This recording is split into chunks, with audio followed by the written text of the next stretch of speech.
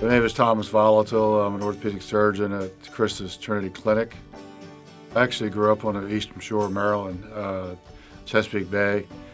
I grew up there in the 60s when it was still pristine. It's not like that now. It was a very rural area. I grew up in between two little towns, one called Oxford, one Easton. The county seat was about 10,000 people. Obviously my parents had a lot to do with who I am today. When I was growing up, I had a real good friend. His father was a general surgeon, and he was a country doctor.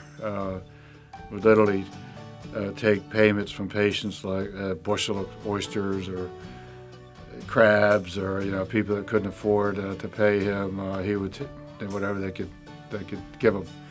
I remember being at his house, and there'd be a basket of oysters on the back steps, like somebody had left them.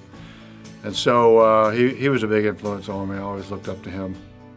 I played a lot of sports. I played football, particularly in high school, and had a few injuries, and so that sort of steered me towards orthopedic surgery. And then when I put myself through college and med school, parents didn't have any money, so I was working at Emory University Hospital initially as a ward clerk and then a respiratory therapist. And so I was stationed on different floors of the hospital. My favorite floor to be on was the orthopedic floor because it was just happy. Patients were getting better.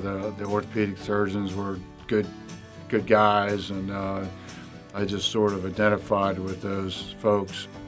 The great joy in orthopedic surgery for me, particularly joint replacements, is that you can take someone whose life is miserable, they can't function, they're in pain, and you can do a really neat surgery, and then you have someone who's given their happiness and their life back. And to me, that's the greatest joy of all times, is being able to have patients come in and say thank you for making me walk again.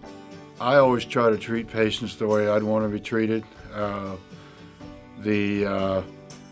Sometimes I get criticized because I get behind in the office, maybe a little too far behind.